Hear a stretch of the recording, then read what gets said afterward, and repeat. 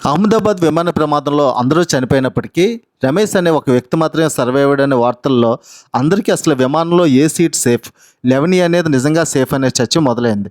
ఒకసారి వివరాల్లోకి వెళ్తే 11E సీట్లో ఈయన మాత్రమే కాకుండా 27 ఇయర్స్ బ్యాక్ థాయిలాండ్ గాయకుడు కూడా ఒక ఆయన సర్వైవ్ అయ్యాడు. ఆయన కూడా తన పోస్ట్లో 27 సంవత్సరాల క్రితం ఇలాంటి సంఘటనే తనకి జరిగిందని, ఆ ఫ్లైట్ క్రాష్ అయినప్పుడు తను కూడా 11Aలోనే ఉన్నాడని, రమేష్ విశ్వాస్ లాగే తను కూడా బ్రతికి బయటపట్టగలిగాడని చెప్పాడు. ఈ సంఘటన తర్వాత అందరినీ ఆలోచింపచేసిన విషయం 11A సీట్ నిజంగానే సేఫెస్టా.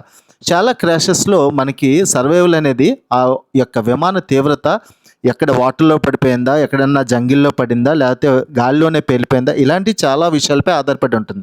అంతేగాని ఏ ఒక్క సింగిల్ సీటో సర్వైవల్ అయిపోతుందని చెప్పలేం.